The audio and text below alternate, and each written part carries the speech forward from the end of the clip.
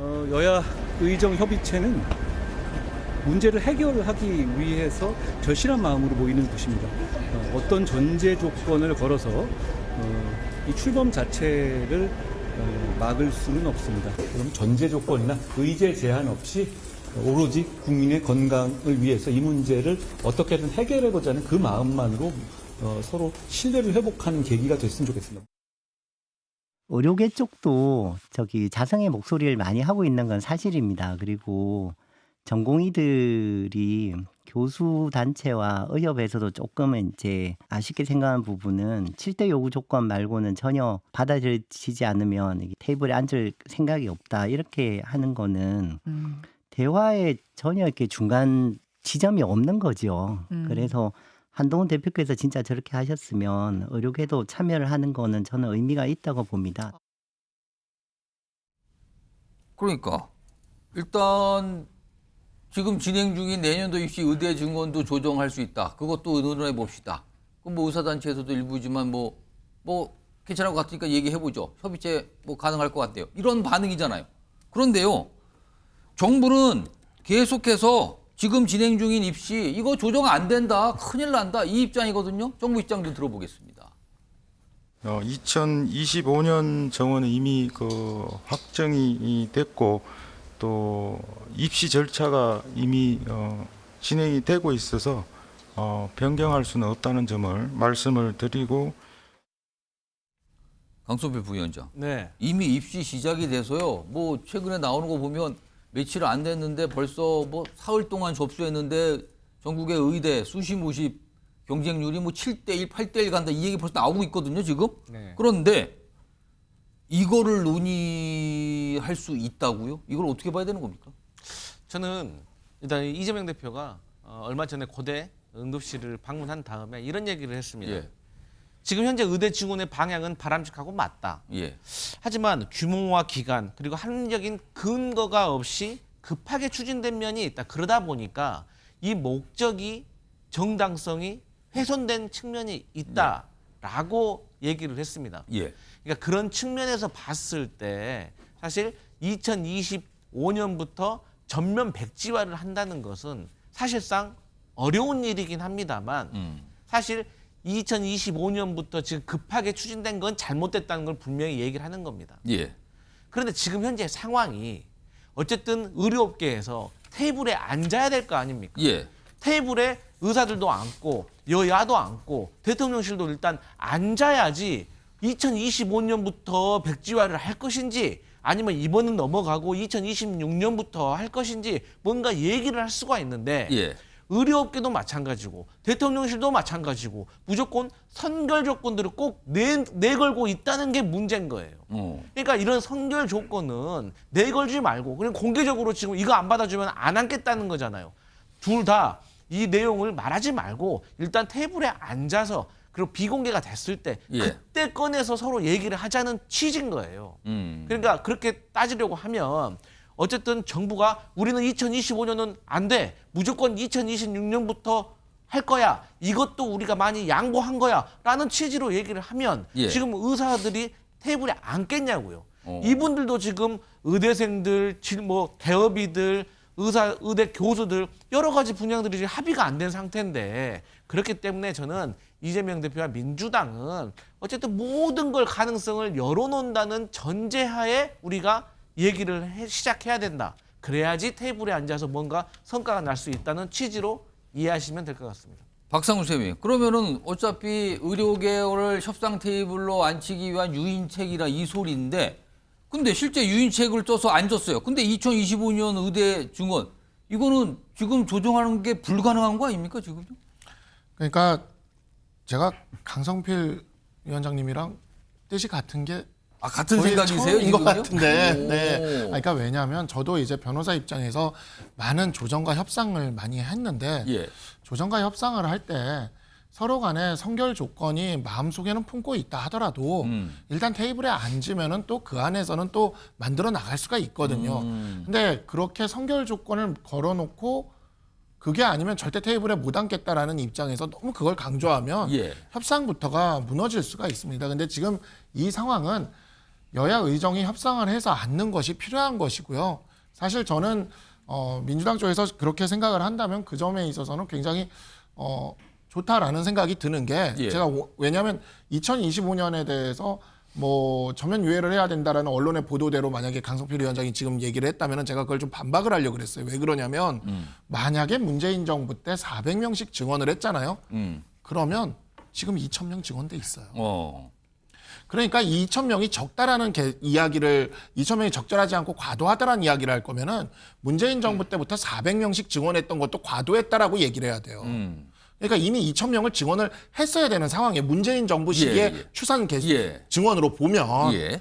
그렇다면 지금 어찌 보면 이 일시적인 증언으로 인한 혼란 분명히 있을 수 있어요. 그런 부분도 있고 그러한 부분들에 대해서도 일단은 좀 열어놓고 일단은 얘기를 하는 것이 저는 필요하다고 생각하고 요 정부와 정당들에서 어떤 정책을 시행함에 있어서 지금 이제는 입시가 시작됐기 때문에 수험생과 그 학부모도 이 의대 증원의 이해 당사자가 됐습니다. 그래서 관계자가 됐어요, 이제는. 모두 국민들이에요. 예. 그래서 지금 의협회장이 얘기하는 수험생과 학부모가 이해해야 된다라고 이야기를 하는 건 이건 굉장히 적절하지 못한 이야기인 것이 작년에 지금 현재 의대 1학년생은 작년에 수험생이었던 사람들이에요. 예. 그리고 지금 이제 의대에 들어가는 분들도 나중에 의협의 회원이 될 수도 있는 사람들이죠. 예, 예. 그렇다면 거의 회원이 될 거고요. 그렇다면 미래의 의협의 회원이 될 사람들의 이익을 무시하면서 그에 대한 것은 무시하면서 현재 사람들만 챙기겠다는 게 이게 말이 안 되는 거거든요. 그러니까 의사들도 그런 부분을 알 겁니다. 그렇기 때문에 일단은 테이블에 앉도록 하는 것이 앉으면은 저는 이제 많은 문제가 해결될 거라고 생각을 하고요. 제가 듣기로는 내일 한번 보셔도 좋을 것 같습니다. 네. 뭐가 있을 것 같다네. 네. 알겠습니다. 이런 상황에서요.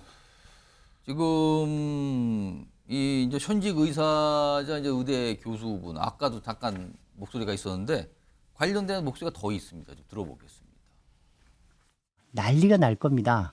하지만 길거리에서 환자들이 계속 나가는 것보다는 공부는 다시 하면 된다고 생각합니다. 수험생들 입장과 학부모들 입장에서는 저게 말도 안 되는 이야기를 어떤 교수가 한다고 하시겠지만 사람의 생명보다 중요한 게 있겠습니까? 지금의 의료 사태를 만든 것은 정부입니다. 김종국 전 장관. 그럼 의사들은 올해 지금 이씨가 진행 중이지만 이거 그냥 증언 백지화 시킬 수 있다, 시켜도 된다 이렇게 생각하는 것 같네요. 제가 볼 때는 뭐 의사들 얘기는 하나하나 사안으로 볼 게 아니고요. 자기들 입장을 들어주면 복귀할 것이고 자기들 입장을 들어주지 않으면 복귀하지 않겠다라는 입장들을 가지고 있는 것 같아요. 그 입장 중에 하나가 지금 진행된 입시 이거 당장 증언 백지화라는 거잖아요. 근데 예를 들면 의사들의 미래도 있습니다만 수험생과 학부모들 같은 경우도 자기들의 미래가 다 걸려있는 문제잖아요. 왜 그걸 다르게 보죠? 저는 지금 다르게 접수한 수험생들이 가만히 있겠습니까 지금요? 근데 이제 문제는 그러려면 신뢰를 하게 만들어야 되는데 예. 저도 진짜 제가 한동훈 당대표랑 거의 대부분 생각이 다른데 아. 이번 생각 같은 경우 마찬가지입니다만 그렇게 해야 된다고 생각을 해요. 그러니까 조건이 있다면 들어올지 않을 건데 근데 이제 사례가 있는 겁니다. 그러니까 예를 들면 한동훈 대표께서 제3자 특검법 얘기인데요. 추천을 얘기하셨습니다만 산을 하나 못 넘는 거잖아요. 그러니까 대통령실을 못 넘는 것처럼 마찬가지로 지금 말씀하시는 거에 대해서 대통령실이 좀 매우 유연하게 나왔으면 좋겠는데 계속 얘기하는 건 숫자는 바꿀 수 없다라고 얘기하고 있고 그다음에 경질은 없다라고 얘기하고 있고 그다음에 의사들이 내 나라라고 말씀하시는 상황을 고집한다면 의사들이 거기 그 자리에 올라갈 수 없을 거죠. 좀 그렇다면 전 만약에 그 방안이 있으시다면 좀 대통령실과 충분히 얘기를 하고 꼭 공개적으로 얘기할 필요는 없는 거 아니겠습니까? 또 의협과 또 얘기를 해서 야당이 할 수 있는 건 별로 없잖아요. 야당 말은 믿지 않을 거니까. 수단이 없으니까요. 좀 그렇다면 그런 안을 만들어서 어떤 결론이 나든 상관없이 여야 의정이 모여서 예. 새로운 길이 열리겠구나라고 하는 신뢰를 주는 게 되게 중요하다. 정치적 신뢰가 저는 하나하나 문제를 풀 수 있는 단계라는 생각이 들기 때문에 좀 이번엔 좀 힘내가지고 해줬으면 좋겠어요. 한동훈 당대표가 저번처럼 좀 꺾이지 마시고 좀 밀고 나가서 좀 그걸 협의체를 만들어서 국민들이 좀 신뢰할 수 있게 만들었으면 좋겠다 이런 좀. 자, 지금 이제 정부에서는 의사단체 보고 협상의 테이블에 오세요. 협상합시다. 그럼 여야 뭐 하자는 얘기고요. 정부도 그쪽입니다. 근데 아직 의사단체가 뭔가 정리가 안 된 것 같고 아직 명확한 답은 없는 거죠. 그런 와중에요. 다음 화면 보겠습니다. 지금요 이게 의사단체가 여럿이에요. 사실은 의협도 있고 전공의 협의회도 있고 뭐 여러 가지 있는데 여기 보면 전공의 협의회 비대위원장은 임현택 의협회장에 대해서 사직 전공의 그다음에 휴학 의대생 대표하지 않는다. 테이블에 같이 앉을 생각 없다. 사퇴하라고 그래요. 사퇴. 이거 어떻게 되는 겁니까? 그리고요 또 여기 보면 여기 밑에 보면은 어떤 경남도 의사회 공공의료대책위원장 이렇게 돼 있죠. 박단이 이끄는 그룹은 전체 전공이 대변하지 않는다. 서로를 부인하고 있는 거예요 지금요. 아니라고. 그리고 또 이런 얘기도 있네요. 신뢰할 수 있는 논의 구조여야 전공의 의대생 포함해 협의 가능. 정부는 바로잡을 의지가 없다. 여긴 뭐 다 참여하라 또 이런 거고. 김철원 교수님. 아니 뭐 정리가 안 되는 겁니까 지금? 저는 지금 의사 단체나 우리 전공의들이 나름대로 수군 돌리기를 하고 있는 것처럼 보이거든요. 왜냐하면 정부하고의 어떤 단일화 창구가 만들어지면 그때부터 정부나 아니면 이런 뭐 국민의 여론이 어쨌든 협의체를 만들어서 뭔일 하라는 얘기가 있을 테니까 아마 저는 아마 의료계 내부에서 약간 균열이 있는 것 같지만 실질적으로 약간 수군 돌리기를 하면서 서로가 누가 단일화 창구가 안 보이는 것처럼 하고 있는데 저는 그보다 지금 또 중요한 게 보면 한동훈 대표가 저는 집권당의 대표가 맞나 하는 의심이 들 정도거든요. 왜냐하면 만약에 2026년도 의대 정원이 아니고 2025년 의대 정원까지 후퇴해버리면 사실상 윤석열 정부의 의료개혁은 완전히 이제 껍데기 개혁이 되는 거거든요. 예. 껍데기 개혁이 되는 겁니다. 저는 보통 집권당의 대표가 보면 정부의 어떤 정책에 대해서 어떤 동조하고 서포터하고 지지하는 경우는 있었어도 처음에 이 사단이 벌어진 것도 보면 2026년 의대 정원을 한다는 부분도 시작된 거거든요. 예. 근데 만약에 2025년도 의대 정원을 만약에 축소 정원하게 되면 그래서 저는 지금 윤석열 정부의 어떤 의료 정책 전체가 불신이 되고요. 윤석열 정부의 어떤 지금 반환점 어떤 윤석열 정부 완전히 정치적 위기 코너로 몰릴 가능성이 커 보이거든요. 저는 아마 본인이 이렇게 하는 게 보면 집권당 대표로서 바람직하지 않은 저는 전형적인 치고 빠지기 수법으로 보이는데 지난번에 김경수 전 경남지사에 대한 사면 때도 그랬거든요. 예. 이거 반대한다. 그리고 대통령실 어떤 문제 제기를 한번 싹 빠져버려요. 이번에도 마찬가지인 게 의사단체에 대해서는 일단 협상 테이블로 들어오는 유인책으로 쓰이지만 예. 만약에 본인은 2025년 의대 정원을 유예하자고 했는데 안 들어줬다. 그럼 윤석열 정부의 탓이 되거든요. 그러니까 본인은 그런 얘기를 하고 있는데 안 들어준 건 윤석열 정부의 탓으로 돌리는 예. 게 이게 도대체 여당의 대표인지 야당의 대표인지 예, 도대체 알 수가 없다. 그래서 저는 저런 식의 어떤 치고 빠지기 수법은 전혀 본인의 어떤 대선 가도에는 도움이 될지 모르지만 절대로 윤석열 정부의 어떤 의료 개혁 예. 정책에는 도움이 되지 않는다 이런 말씀드립니다. 예, 박성우 대변인. 네, 한 가지만 좀 말씀드릴게요. 25년 의대 정원 유예를 뭐 한동훈 대표가 얘기한 적 한 번도 없고요. 그거를 만약에 한다고 해서 한동훈 대표 대선 가도에 도움이 될 것도 하나도 없습니다. 지금 국민들은 의대 증원을 원하고 있어요. 그건 어떤 조사에서도 나오고 예. 있습니다. 다만 그 과정에서의 불안함을 해소해 달라는 거거든요.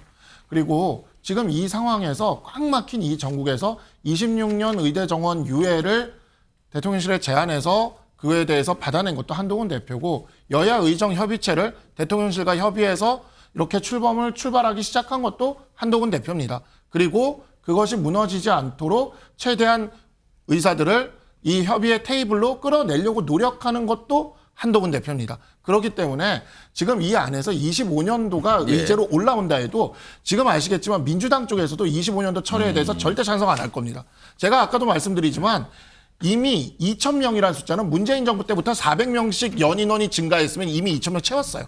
그렇기 때문에 이 2,000명이 부족한 상황이 해소가 되는 상황이고 정부에서도 그렇고 여당에서도 그렇고 일단 학부모와 수험생을 생각하면 예. 선택할 수 있는 수라고 보기가 어렵습니다. 그런 알겠습니다. 측면에서 이 부분을 계속 25년에 그런 것을 유예했다고 얘기하면서 당정 갈등으로 몰고 가려는 건 이 문제를 풀어내기 위한 그 방정식을 하나 더 더해서 더 복잡하게 만드는 길. 이 문제는 일단 테이블에 다 같이 앉은 다음 빨리 해결하는 게 국민들을 위해서 가장 좋은 해결책입니다. 알겠습니다. 그 길을 향해서 가는 게 맞다고 봅니다. 김종수 의원 하실 말씀 아, 있으세요? 다른 게 아니라 문재인 정부에서 400명 정원을 늘리면 매년 400명을 늘리는 게 아니고요.